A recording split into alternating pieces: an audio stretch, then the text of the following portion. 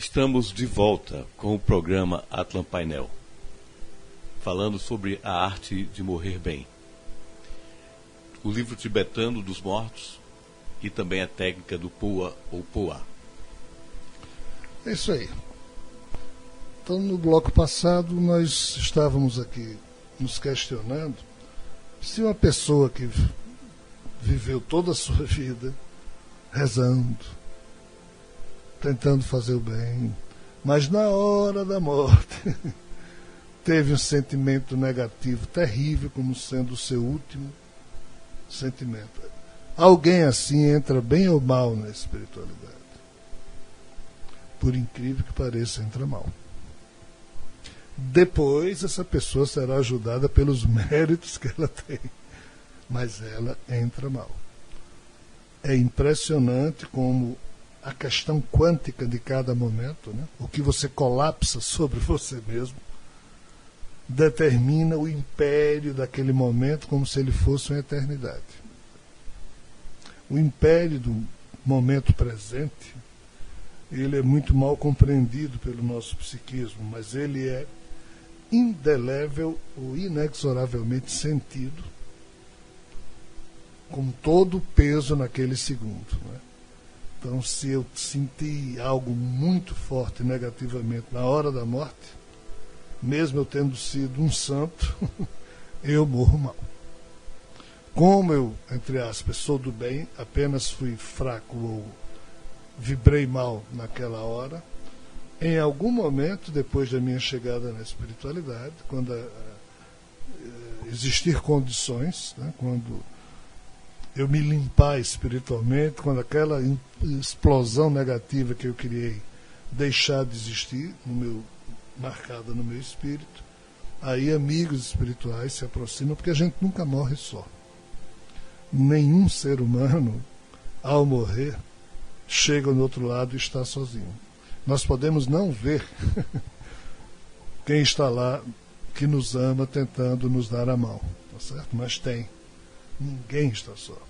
Agora, se você chega cego no outro lado, ou com a atenção mental totalmente voltada para uma raiva, para um ódio, para uma coisa que você sentiu no final, enquanto o foco da sua consciência estiver vibrando com isso, você não percebe nada na espiritualidade. Você nem percebe que morreu.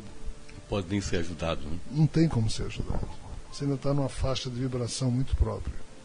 Você ainda não pode tocar na mão de alguém que porventura lhe estenda a mão para lhe ajudar. Você ainda não pode escutar a voz de alguém que está ali para lhe... Você não pode ver o perispírito de alguém que está ali para lhe ajudar. Esse é o problema. Ao contrário, se você foi mal a vida inteira, aí depende, né? E no final da vida você se agiganta e tenta ser bom, e persevera até no final tendo bons, né? Você entra razoavelmente bem na espiritualidade. Mas aí uma vozinha diz: ô cara pálido, você deu seu show no final. Olha, aqui é um mundo de luz, papapá, mas infelizmente você vai ficar aqui só para se fortalecer um pouquinho, mas você vai ter que enfrentar todos os fantasminhas que você criou lá embaixo. Porque, ó, tá vendo ali aqueles 500 espíritos que estão lá atrás daquele muro, gritando, eles estão esperando você. Então, em algum momento você vai ter que falar com eles. Mas fica aqui um pouquinho até se recuperar, mas você tem que, é inevitável. Então, assim, brincadeiras à parte, mas é exatamente assim que, em linhas gerais, a coisa se processa. Não é? Aquela história da semeadura ser livre, a colheita, porém, ser obrigatória, é um clichê muito valioso, que todo mundo deveria pensar. Nós costumamos tratar nas discussões acadêmicas, ou mesmo filosóficas ou literárias, os clichês como sendo algo meio que deve ser depreciado, né? Quando você assiste um filme, diz, está cheio de clichê. Você lê um livro, o autor exagerou nos clichês, tudo é tão clichê, mas assim, bons clichês numa boa pedagogia, que nos ensinam a perceber os elementos fundamentais de uma peça, de um livro, de um filme, né? E os clichês nos educam se nós fizermos por onde, se eles forem educativos. Então, essa história de que a semeadura é livre e a colheita é obrigatória parece um simples clichê, mas é muito profundo. E as pessoas normalmente dizem essa frase, mas não vivenciam a profundidade que esse conceito implica, né? Porque com o Mentalma eu descobri isso, né? Cada um de nós é 100% responsável por cada marcação sináptica que a gente faz no nosso cérebro, por cada estrada neural que a gente cria no nosso cérebro, né? Não, Rogério, mas se alguém lhe agride, você vai passando e alguém diz, você é imbecil. Nessa hora que você escuta isso, isso vai gravar. Você escutou exatamente porque você já gravou sinapticamente. De fato, até aí eu não tenho como evitar. Mas se alguém me chama de imbecil, eu escuto. Ainda que venha aquele sangue quente da hora de querer devolver aquilo com juros e algo mais. Mas aí entra a sua atitude consciencial.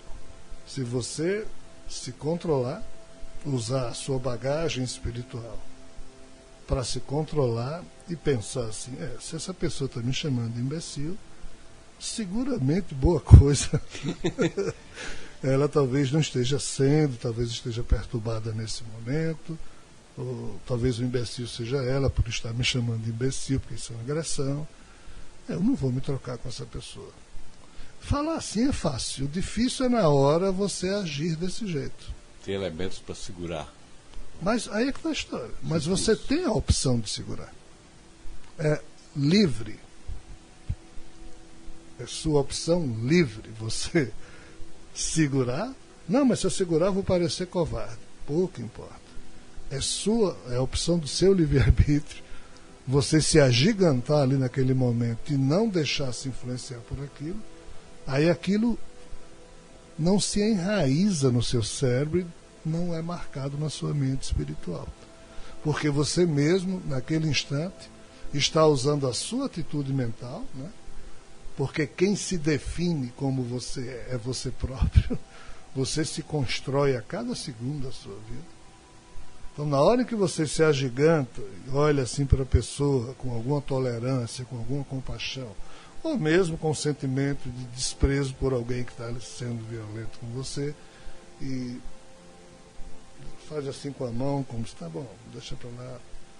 Ou, caso de fato você seja um imbecil e alguém apenas constatou isso, né? Você olha, não vai gostar, mas por que ela está me chamando de imbecil? Por que será? Fulano é uma pessoa tão boa, eu nunca vi ela destratar ninguém desse jeito, eu sei que ela não é um imbecil, e ela me chamou de imbecil. Por que será? Aí a pergunta é terrível. Uhum. Ela não deveria ter chamado, mas já que ela chamou, e eu respeito bastante ela, por que será? Aí assim, se você for ver, isso pode até ser uma crítica construtiva, né? Construtiva, apesar de desagradável, e você descobrir uma faceta da sua personalidade que você... Ah, Rogério, isso que você está dizendo é puro teoricismo. Na vida não funciona assim. Eu digo, na vida de vocês, porque na minha eu tento fazer isso. Tem que fazer funcionar, né? Na minha eu tento. A cada 10, um eu consigo. A cada 3, hoje 1 eu consigo. Ainda que eu não consegui, só o fato de eu tentar me faz apagar na mente espiritual o registro dessas coisas que inevitavelmente eu marco no meu cérebro animal. Qual é o problema? Se você me chamar de imbecil e eu tiver uma raiva grande sua naquela hora e eu morrer 1 minuto depois, está ferrado. Aquilo, meu espírito vai levar como bagagem espiritual aquele incidente. Porque Pereira me chamou de imbecil, eu tive um ódio profundo por Pereira. Aí o meu espírito, além de ter entrado mal na espiritualidade, ainda vai ter que carregar aqueles arquivos com ele. Isso chama-se karma negativo. Então, qual é o problema? É que nós somos livres para semear o comportamento que a gente quiser. Agora, a colheita advinda do comportamento que a gente tem Essa é inevitável. E não tem Jesus que dê jeito depois que a sujeira penetrar sob a forma de arquivos quânticos na sua mente espiritual. Você tem um cérebro físico animal que só serve para essa vida. Esse cérebro, um cérebro de adulto, é composto por 80 bilhões de neurônios, segundo os cientistas, só que cada neurônio tem os dendritos, tem lá os bracinhos que ligam um neurônio a outro, os axônios. Então são mais de 1000 ligações que o neurônio pode fazer.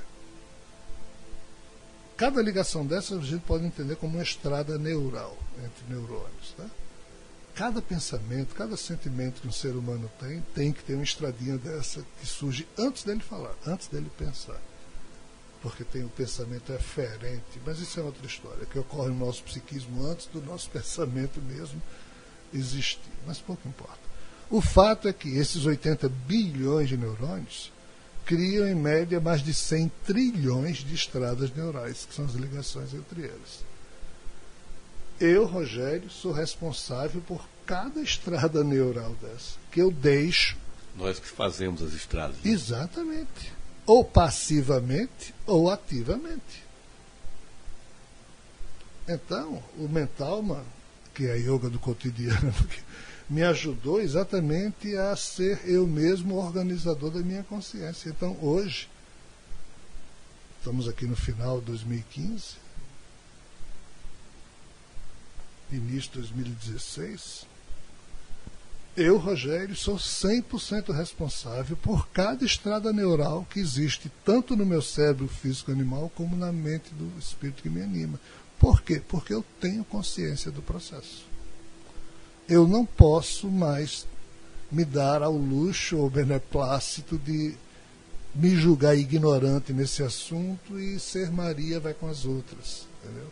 Você, um Rogério, vai com os outros. Cria mais arquivos, maus arquivos, quem se deixa afetar pelo que vem de fora. Exatamente. Então temos que ter o controle disso aí. Né? Exatamente. Do jeito que o nosso corpo físico defeca, a parte da comida que não vai lhe servir, se torna fezes e sai quando a gente defeca, o problema é que o nosso cérebro não tem um órgão excretor, a gente não defeca os arquivos negativos que a gente se alimentou mental e psiquicamente falando. Mas os postulados quânticos nos ensinam a como a gente deletar esses arquivos. No mental eu falo disso, no mental a gente fala amplamente a respeito disso. E é essa arte que eu desenvolvi para mim. E o Poá tem a ver com isso. Porque quando você está repetindo seu mantra, quando você está colocando o foco da sua consciência no bem, quando você está alinhado entre os seus princípios, seus propósitos, suas falas, suas emoções, suas atitudes, ainda que você tenha absorvido alguns arquivos negativos durante alguns momentos, mas como você está várias vezes ao longo do dia trazendo a fonte da sua, o foco da sua consciência para o seu projeto de vida psíquica, de vida interior, você se limpa. Os arquivos são deletados, como acontece no computador. Simples assim. Por quê? Porque a vontade, é a atitude mental do psiquismo que ativa ou desativa os arquivos, do jeito que, sem que a gente saiba, também é a atitude mental do psiquismo que ativa ou desativa os mecanismos do chamado DNA lixo, para que alguns DNAs que trabalham na síntese de proteínas, de fato as produzam para transformar Pereira no que Pereira é, para transformar Rogério no que Rogério é. O que é que Pereira é, o que é que Rogério é? Produto da atitude mental de cada segundo. Então, assim, esses caras lá no Tibete, lá na Índia Antiga, lá no Nepal, eles realmente tiveram acesso a informações privilegiadas, maravilhosas, né? E a gente pensa que o Espiritismo é a grande revelação espiritual. Mas não, é só mais moderna, porque surgiu no mundo na segunda metade do século XIX. Mas outras tantas já surgiram antes. Só que não passaram à posteridade com o conjunto inteiro das suas obras, né? E não pensem os espíritas que Kardec apenas pretendeu escrever aqueles 5 livros, ou que os espíritos pretendiam que Kardec escrevesse tão somente aquilo. Era mais. Mas o planejamento não deu certo, porque nem tudo que se planeja aqui na Terra costuma dar certo. Aliás, quase nunca dá certo, 100%. Dá em algum grau de consecução. Mas o fato é que os espíritos são tão reféns dos médiuns que eles possuem, que se você observar, Pereira, aqui no Ocidente, os espíritos nunca falaram de métodos de meditação, como normalmente no Oriente as entidades espirituais lá falaram na Antiguidade. Né? A pergunta é por quê? Porque essa coisa caiu em desuso? Não, mas é por falta de preparo dos médiuns. Senão eles falariam. Porque, obviamente, os espíritos sabem como é importante uma disciplina dessa como o Poá. Por que ela surgiu lá atrás e nenhum espírito nunca mais falou disso através de médium nenhum no Brasil? É uma boa pergunta que se deveria fazer. O espiritismo, em vez de se julgar dono de verdades, deveria se questionar sobre como isso funciona e que verdades eles possuem, que verdade os que se sentem donos do movimento espírita não possuem. Porque há muitas verdades que foram semeadas há muito tempo e que os espíritas não têm a menor noção do significado disso. Para que a informação chegue ao médium, é necessário que ele tenha campos, né, de conhecimento no tema para que eles possam se expressar, não é isso? Exatamente. Então, assim, uma pessoa do bem, por mais coleção maravilhosa que ela tenha na vida, é importante que ela também se prepare para morrer bem. Uma pessoa que fez bobagens durante muito tempo, ela vai ter que se responsabilizar por isso. Mas se ela aprender a morrer bem, no primeiro momento ela é assistida convenientemente. Isso é uma verdade espiritual muito interessante, que deveria ser mais falada, mais refletida, né?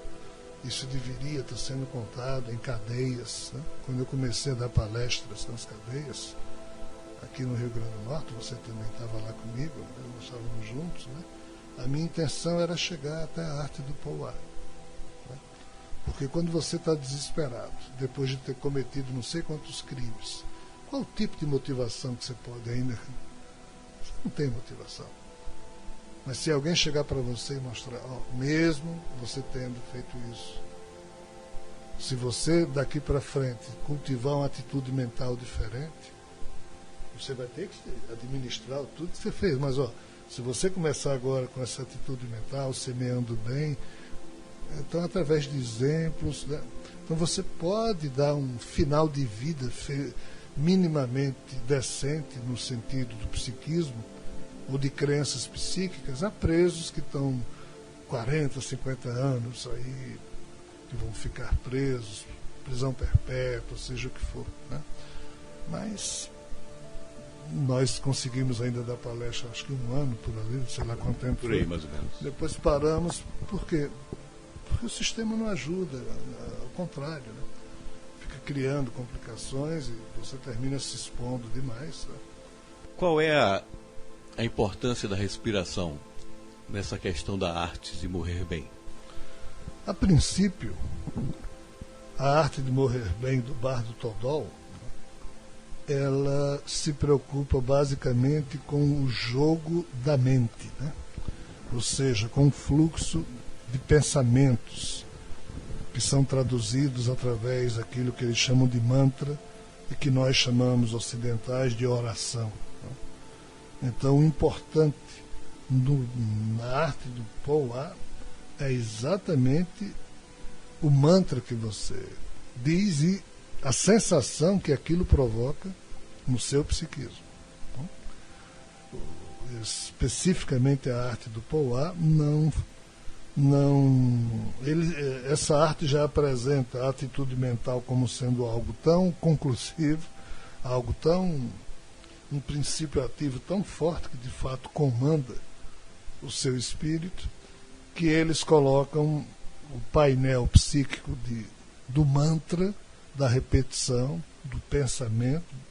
Para isso, obviamente, você tem que ser honesto, né, com o que você está dizendo. Que eles não fazem maiores comentários na questão da respiração. Porém, Outras escolas falam que a respiração é tudo. Sem ela não há controle emocional, sem ela não há soberania espiritual do psiquismo, né?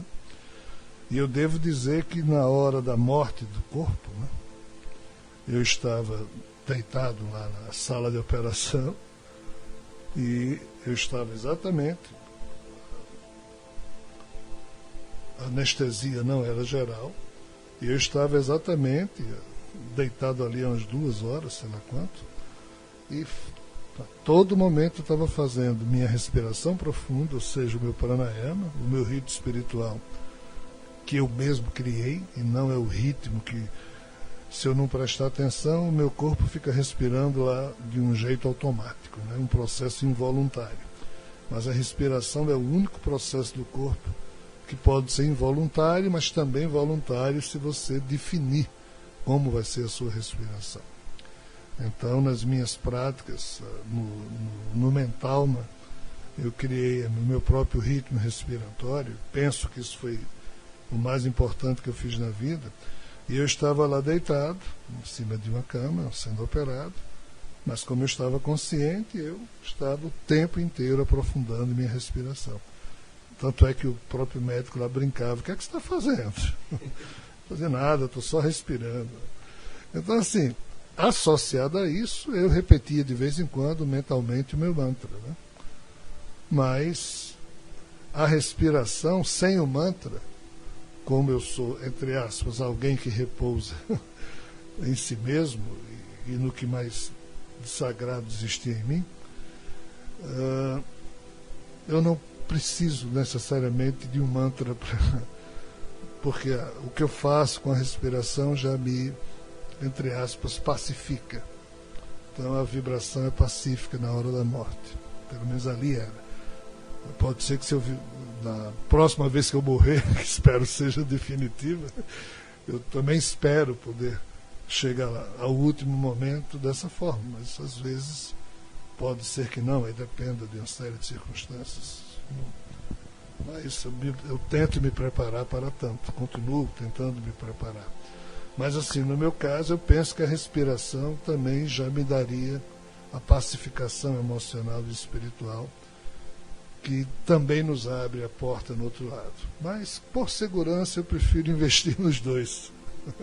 Tanto na respiração como na arte do poá. É mais tranquilo e mais garantido. Mas penso que podem ser coisas assim, separadas. Tá? Podem ser coisas distintas. A respiração está muito ligada. Quando as pessoas estão meditando, elas ficam ligadas na respiração, né? Você poderia falar como é que a meditação atua no nosso organismo? Esse é o maior aspecto benéfico que eu conheço que o corpo da gente possa receber. É o que é produzido por uma técnica respiratória e uma técnica meditativa mais profunda. Há toda uma linhagem sacerdotal na Índia que fala disso de muitos modos. Mas eu aqui prefiro uma linhagem que surgiu com Siddhartha Gautama, também na Índia. Mas só que Siddhartha Gautama não faz parte dessa linhagem de grandes rishis, de grandes seres, de Mahatmas, de Swamis que aparecem na Índia. Siddhartha Gautama é só o Buda, é uma coisa diferente. Tanto é que ele dizia, esqueçam o que os deuses ensinaram para trás. Ele absorveu o que tinha que absorver disso, criou o seu método de yoga e aprofundou, né? E Siddhartha Gautama, em tendo gerado os pilares do que hoje nós chamamos de budismo, né? O budismo nos ensina diversas técnicas respiratórias muito simples, muito boas, né? Mas cujo efeito sobre o organismo é simplesmente magnífico. Né? O ato de você inspirar mais profundamente, de reter o ar durante algum tempo e de expirar mais profundamente. Esses 3 níveis de respiração, que têm nomes específicos, mas não vamos aqui encher o nosso ouvinte com nomes estranhos. Vamos continuar, então, chamando assim de inspirar, reter e expirar. Né? Esses 3 movimentos, na hora em que a mente da gente determina, eu vou inspirar em 3 segundos, aí você faz. Então, em 3 segundos, você inspira, ou na hora em que você está fazendo com que o ar penetre pela sua narina, isso é uma riqueza fantástica para o corpo.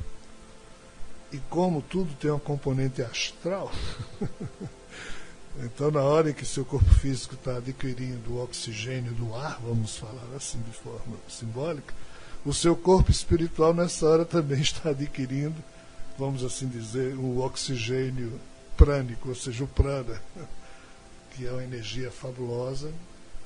E na hora que você retém aqui um pouquinho, durante alguns segundos, o ar no seu corpo físico, isso significa o quê? Isso significa que o corpo terá mais tempo para levar oxigênio e outros nutrientes químicos através da corrente sanguínea a todas as suas células.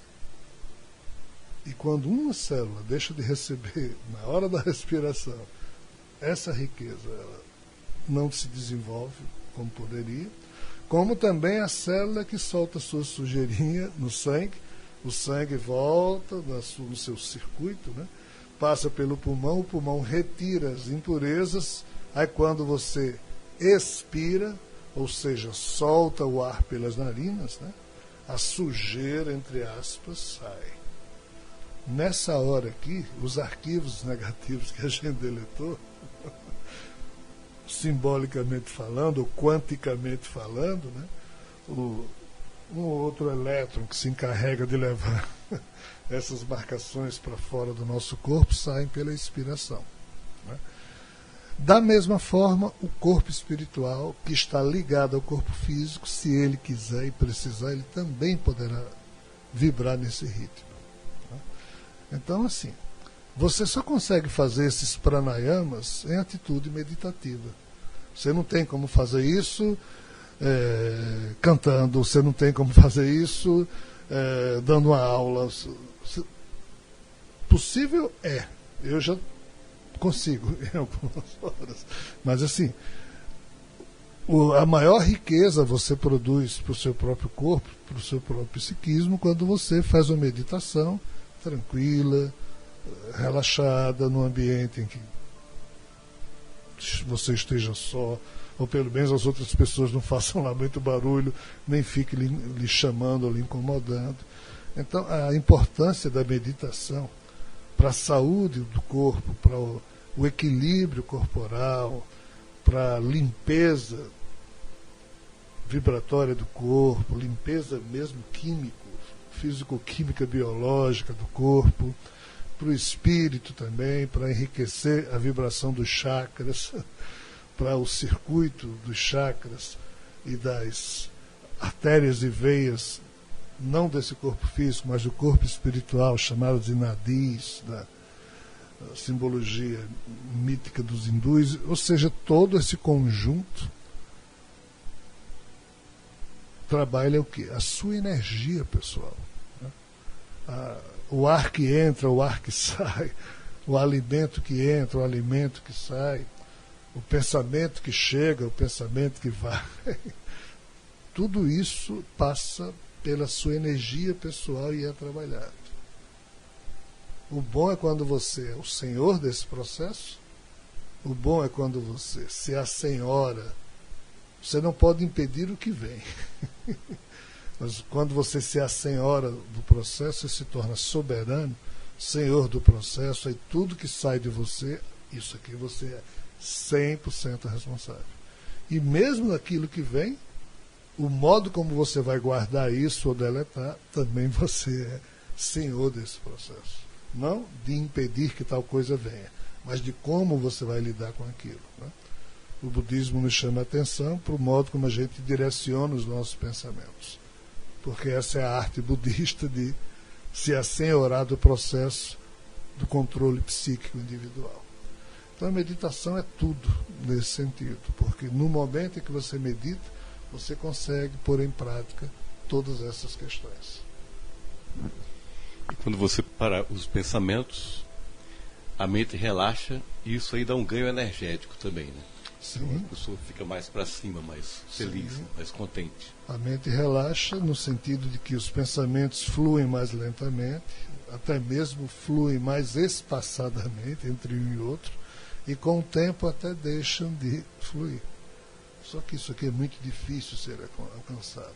Mas pelo menos com as técnicas de meditação, você não se confunde mais com os pensamentos que fluem na mente, você não se deixa mais levar por eles, você os observa e apenas escolhe qual daqueles você quer que realmente seja seu. Apropria, seja nas sinapses do seu cérebro, seja na mente espiritual eterna. Nessa gestão, nessa capacidade de gerir cada momento da vida, nesse momento aí gerencial de si mesmo, é que reside a maestria, é que reside a disciplina dos mestres. Não tem outra forma de fazer. Se a humanidade meditasse, o mundo seria bem diferente. Não tenha dúvida. Não tenha dúvida. Se as crianças desde cedo aprendessem a meditar, como a gente falou isso aqui no outro programa, não tenha dúvida que os adultos do mundo seriam diferentes, portanto a humanidade seria muito diferente dessa humanidade nervosa, ansiosa que nós vemos aí. Afinal, o que é ansiedade? Ansiedade é quando você sente a agonia de cada instante sem saber porquê. É sair do agora para ir, segundo Fritz Perls, é sair do agora para ir para um futuro. E como não existe esse futuro, o organismo reage dessa forma que a gente não fica ansioso. Pois é. E todos nós estamos passíveis, passíveis de carregar esse fardo, porque o tempo em que vivemos ele é muito atordoante, né?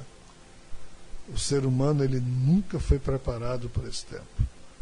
O ser humano ele teve que produzir primeiro o seu alimento. Então toda a energia do dia dele era para produzir alimento para sobreviver. Hoje a gente tem alimento disponível no supermercado. Hoje a gente tem que ter dinheiro para comprar o alimento.